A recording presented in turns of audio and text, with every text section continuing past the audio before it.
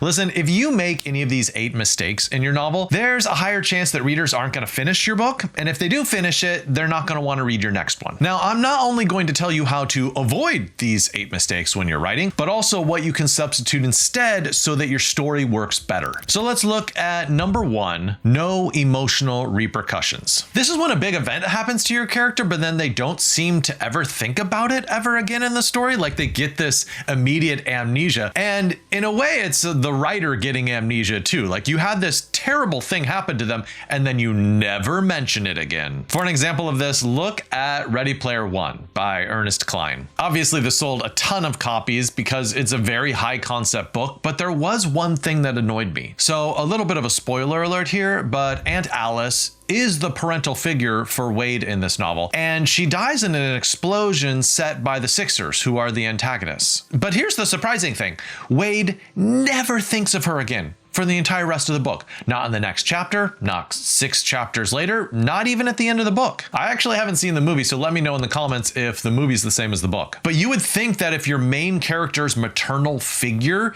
is killed by your opponents, like that would haunt you in some way. You would not immediately forget about it. So if something like that happens in your novel, you have a responsibility to show your character grieving. And you can't pretend that like it's an event that happened, 15 years in the past rather than last week or last month. What I encourage you to do is when something bad happens to your character, whether it is a physical injury or some sort of emotional trauma, map out a repercussions plot line. 2 chapters afterwards, they are going to grieve in X way. 5 chapters afterwards, they're going to remember and be pained by that memory. And then in the resolution, maybe they think back to that trauma and dedicate their victory to the memory of that person. Space is running out for the next cohort of BOOKFOX LAB. So if you do want some assistance and coaching and help with your novel, I'd recommend signing up now. Our mentors have published bestsellers with the Big 5. They have been on the New York Times bestseller list, and they've been editors for the biggest literary journals in the country. And of course, I have more time and space to teach things in much more detail than I can here on YouTube. So if you're interested in joining, click the link below. This next mistake happens way too frequently in storytelling. It is number 2, crazy coincidences. Look, if you're including a lot of coincidences in your plot, I'm sorry, but that's going to be disappointing for the reader. For an example of this, let's look at Celestine Prophecy by James Redfield. So this is a guy who's on the hunt for a secret manuscript, and on the plane, he just happens to sit next to a person who knows all about this manuscript. And then later on, when he's running down the street getting shot at, someone just happens to pull him aside who also knows about this manuscript. And then it just keeps on happening. Every single person he meets somehow secretly knows about this manuscript. And you're like, how many happenstance coincidences can I have like in a row? This is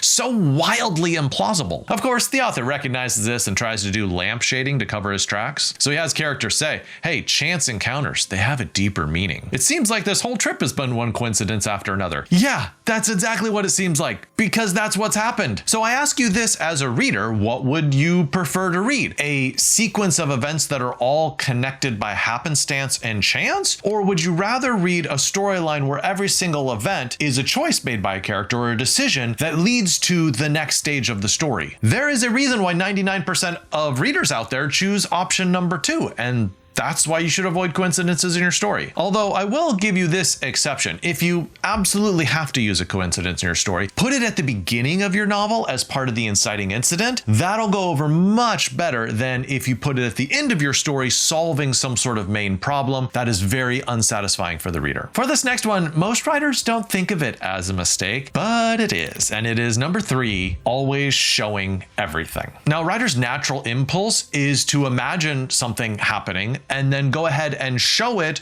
on the page, right? Someone dies. Oh, let's show that on the page. There is a romantic, intimate scene. Oh, let's actually show that on the page. But you always need to carefully weigh, what do I get out of actually showing this on the page? And would it be better storytelling wise if someone who maybe didn't witness it tell us what happens there? Or maybe the omniscient narrator sort of summarizes what happens there. The question is whether sometimes it's more powerful not to show it. And I'll give a small example of this from Stranger Things, the first season, episode 4. They're sending a guy who's, basically a red shirt into the Upside Down to explore it, but he's connected to the real world by this, line, this metal line. So when something goes horribly, horribly wrong, which you kind of know it will, we don't get to see the monster. We don't don't get to see the battle between him and the monster. No. All we see is this quivering line. We hear the man's cries, and then they pull the line back, and there's just basically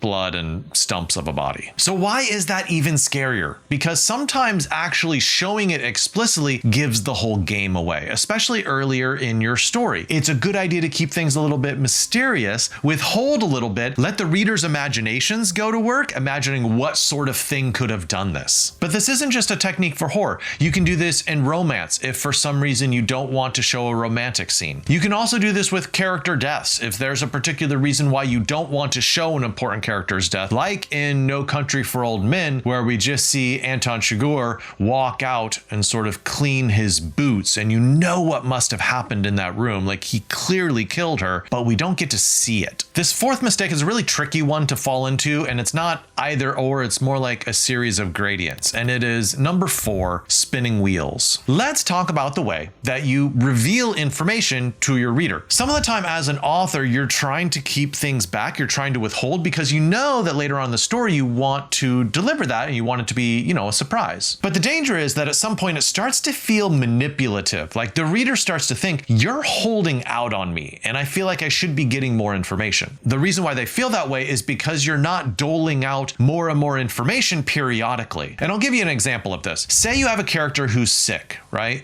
But we don't exactly know what the sickness is. Now, the first time that you mention it, it's okay to just allude to it, but not actually spell out any of the details of what disease it is. But if you keep on bringing it up again and again and again, chapter after chapter, at some point the reader's going to be like, listen, you got to give me the details on this. So I would recommend making a little escalation ladder where every single chapter you're giving the reader a little bit more information. So the first time maybe we just learn, oh, it's a sickness. The second time we might learn, oh, this was a serious sickness that she had to be hospitalized for. The third time we get the actual name of the sickness. And then the fourth time we realize, oh, this is a terminal illness. She only has 1 year left to live. Now that's just an example, but to avoid spinning wheels in your novel, what you want to do is identify a particular topic, like sickness, say, and then every single time it appears in the manuscript, ask yourself, what additional information am I giving to the reader that helps them better to understand what this is? Because if you keep it mysterious, the reader's going to become dissatisfied unless they feel like they're getting closer to revealing more and more of the mystery. Now, only 50% of the people who are watching this video right now are subscribed. That means the other 50% of you are lurking in the shadows like some minor character in a Cormac McCarthy novel. So stop lurking. Come into the light. Join us. Subscribe. Avoiding this next mistake is going to solve a lot of problems in your novel. It is number 5, always writing symmetrical relationships. So ask yourself, do my characters always feel the exact same thing for each other at the same time? Maybe they're both friends. Maybe they're both enemies. Maybe they're in love. But I think as a general rule, you want to have a good percentage of your relationships be asymmetrical. Maybe one person is more invested and one person is a little more guarded. Maybe one person's totally gung-ho and the other one's a little bit more wary. Because what it does is it creates a little bit of friction between these characters. A great example of this would be Normal People by Sally Rooney. Connell and Marianne essentially take turns in this novel being the one with more power or more confidence or being more needy. At the beginning, say he's very rich and she's very poor. Also, she wants him a lot more than he wants her. He's almost embarrassed to be seen with her. And then in school, he has lots of social capital. He's very popular and she isn't. This is why Unrequited Love is such a compelling storyline, because there is an imbalance between what these two characters want. I think writers, in their sort of subconscious effort to avoid having more conflict, instinctively balance out relationships when really imbalance is where tension and conflict can flourish. This next one would be really funny if I didn't see it happening so often in novels, and it is number 6, offering solved interiority. These are characters who think in complete, articulate, therapeutic insights about themselves. Stuff like, she realized she was afraid of intimacy because her father had left her. That's how a therapist would talk talk about a patient, but that's not how people often understand themselves. Or that's how you as an author think about this character, but that's not something that character would actually say. So let me give you an example of how to do this better. Look at the 5th season by N.K. Jemisin. So the main character Essen has decades of bottled up rage and trauma, but the author never lets her deliver this, tidy little monologue that expresses all of her psychological issues. She never thinks, oh, the systematic dehumanization of orogenes has made me unable to love or trust people. Orogene is just someone who can manipulate geological energy, by the way. No, instead, she thinks about survival. She thinks about her dead son and her missing daughter. And we see these dramatic situations where she is persecuted as an orogene. She also struggles with some self-incrimination, like somehow she feels like she is a little bit dangerous and maybe she deserves some of this persecution that she's receiving. So real interiority is often pretty messy. Characters often can't see what the reader can see very clearly. They circle around truths, they sort of miss points, they have the wrong thinking about things. But honestly, a character who almost understands themselves or understands themselves in a wrong way is actually much more interesting as a character than a character who can very clearly see everything that's going on inside of them. So yeah, write more characters with partial self-knowledge or with just wonky self-knowledge. It does a lot of narrative work for you. This next one is so annoying, but I do see it all the time. It is number 7, artificial conflict. So let's say you're a writer and a scene is feeling, I don't know, a little boring, right? What do? You throw in some conflict. You make characters fight with one another and squabble with one another, even though there might not be adequate motivation or explanation for why they're starting such a big fight. But you're like, it's okay. I know the readers are going to eat this up because, conflict. Conflict sells. So unfortunately, the last season of Stranger Things had this. There were several scenes in which I was like, why is Hopper so angry right now? I really don't think he would actually be this angry. And what that did is it exposed the writer's motivations. I could see the writers were like, this scene's boring. How do we make it better? I know, Hopper's gonna lose his temper. But sometimes it's nice to have a break from high-level conflict scenes and to take a scene where, conflict is on the back burner for a little bit. That's good pacing. That's not a mistake. And also, when you are writing conflict, there has to be a good reason why that character in that particular situation would be that level of angry. Another example of this would be all the artificial conflict in the wilds on Amazon Prime. It's this thriller series where these teenage girls struggle to survive once their plane has crashed on an island. Now, of course, you're going to have conflict in that situation, but are you going to have every single character be in conflict with every single other character in every single scene? After a while, I'm like, man, let's lower the conflict level, have it appear occasionally, and then have some other emotional valences going on too, like trust and love and support and kindness. And now it's time for our very last mistake that you absolutely should avoid in your novel, and it is number 8, stating the theme too early. The first time that you have the theme come up in your book, you don't want to be giving the correct answer to it, because then that evaporates all the tension for how that theme's going to develop over the rest of the book. For a good example of this, let's look at Krista Hannon's The Women, which is about nurses serving in the Vietnam War. Now, the theme in this book has a lot to do with patriotism. How should we be patriotic? Are there limits to patriotism? Are there bad forms of patriotism? But when this is first brought up in the novel, it's more like